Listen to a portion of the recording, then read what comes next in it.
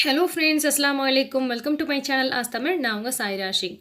என்னதான் நம்ம சக்கரை பொங்கல் செஞ்சாலும் அது அவ்வளோ சூப்பராக இருக்கிறது இல்ல. அதுக்கு காரணம் என்னன்னு பார்த்தீங்கன்னா, அதோடைய அளவுகள் சரியாக இருக்கணும். இன்னொன்று கொஞ்சம் பக்குவமாக செய்யணும். ஸோ ரொம்ப சூப்பரான, ரொம்ப யம்மியான சக்கரை பொங்கல் ரொம்ப ஈஸியாக எப்படி செய்கிறதுன்னு பார்க்கலாம் வாங்க. இப்போ ஒரு குக்கரில் 1 கப் அளவுக்கு பச்சரிசி சேர்த்துக்கிறேன்.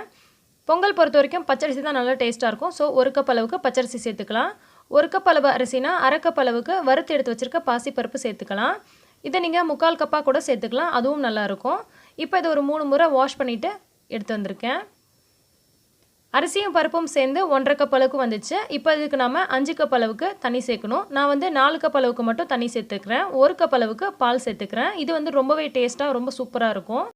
இதுக்கு ஒரு 2 சிட்டிகை உப்பு சேர்த்துக்கலாம். இப்போ அதை ஒரு மூடி போட்டு ஒரு 4லேருந்து 5 விசில் வரைக்கும் விட்டுக்கலாம். நல்லா குழஞ்சி வந்தால் தான் நமக்கு சக்கரை பொங்கல் நல்லா சூப்பராக இருக்கும். இதில் அரிசி பருப்போட மெஷர்மெண்ட் ரொம்ப முக்கியம். ஸோ டம்ளரால் எடுக்கிறீங்களோ கப்பால் எடுக்கிறீங்களோ 1க்கு 1/2 அல்லது 1க்கு 3/4 அளவுக்கு சேர்த்துக்கோங்க, சரியாக இருக்கும். இப்போ விசில் வர கேப்பில் நம்ம நெய் ஊற்றி முந்திரி பருப்பை வறுத்து எடுத்துக்கலாம். 2 டேபிள் ஸ்பூன் அளவுக்கு நெய் ஊற்றிருக்கேன். ஒரு கைப்பிடி அளவுக்கு முந்திரி பருப்பு சேர்த்துக்கலாம்.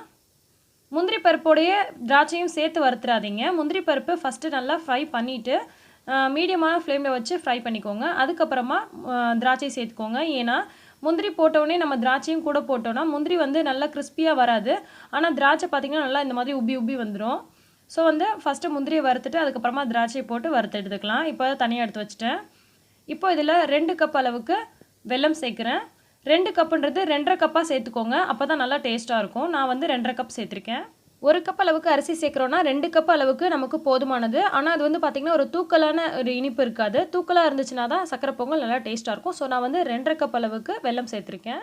ஒருவேளை சுகர் பேஷண்ட்லாம் இருக்காங்க, அவங்களுக்கு ஏற்ற மாதிரி செய்யணும் அப்படின்னு சொன்னால் 1 கப் அளவு அரிசிக்கு 2 கப் அளவுக்கு வெல்லம் சேர்த்துக்கோங்க, சரியாக இருக்கும். வெல்லத்தில் 1/2 கப் அளவுக்கு தண்ணி சேர்த்து இந்த வெல்லம் கட்டி இல்லாமல் கரைஞ்சதுக்கப்புறமா இதை நம்ம ஆஃப் பண்ணிடலாம்.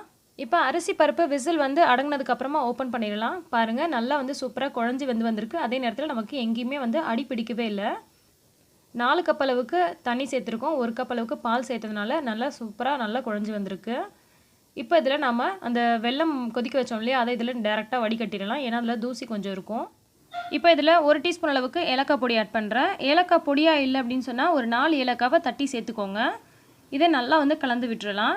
ஏலக்காய் பொடி சேர்க்கறனால நல்ல ஒரு டேஸ்ட்டாகவும் நல்ல ஒரு வாசனை மணமாக இருக்கும். இப்போ இந்த மாதிரி நல்லா கிளறி விட்டுறலாம். நம்ம வெல்லம் வடிகட்டி ஊற்றிருக்கனால ஒரு மாதிரி இலகுன மாதிரி தான் இருக்கும், பயப்படாதீங்க. கொஞ்சம் நேரத்துக்கு அப்புறமா ஓரளவுக்கு கெட்டி ஆகிடும். இப்போ வறுத்து எடுத்து வச்சிருக்க முந்திரியும் இதிலே சேர்த்துடலாம். லாஸ்ட்டாக 1 டேபிள் ஸ்பூன் அளவுக்கு நெய் இதில் ஊற்றினோன்னா ரொம்ப வாசனையாக ரொம்ப டேஸ்ட்டாக இருக்கும். ஸோ 1 டேபிள் ஸ்பூன் அளவுக்கு மட்டும் நெய் இருந்துச்சுன்னா ஊற்றிக்கோங்க. இப்போ இது எல்லாத்தையும் நல்லா கலந்து விட்டுட்டு ஸ்டவ் ஆஃப் பண்ணிடலாம். சில பேர் குக்கரில் செஞ்சால் ஒரு மாதிரி இறுகிடும் அப்படின்னு சொல்லி பயப்படுவாங்க. அதனால தான் நம்ம இந்த அளவுக்கு இலக்கமாக செஞ்சுருக்கோம். இது கொஞ்சம் நேரத்தில் நமக்கு சரியான பக்குவத்தில் இருக்கும். ரொம்ப சுவையான ரொம்ப பக்குவமான ஒரு சக்கரை பொங்கல் நாம் இன்றைக்கி ரெடி பண்ணியிருக்கோம். ஸோ இதே மெஷர்மெண்ட்டில் நீங்களும் செஞ்சு சாப்பிட்டு பாருங்கள், ரொம்ப சூப்பராக இருக்கும். சில பேருக்கு சக்கரை பொங்கல் நல்லா கலர் வர மாட்டேங்குது அப்படின்னு சொல்லுவீங்க. அதுக்கு நல்லா டார்க்கான கலராக இருக்கக்கூடிய வெல்லமாக சூஸ் பண்ணிக்கோங்க. அப்போ தான் உங்களுக்கு கலர் நல்லா கொடுக்கும். அதில் தான் நமக்கு இந்த பொங்கலோட கலரே இருக்குது.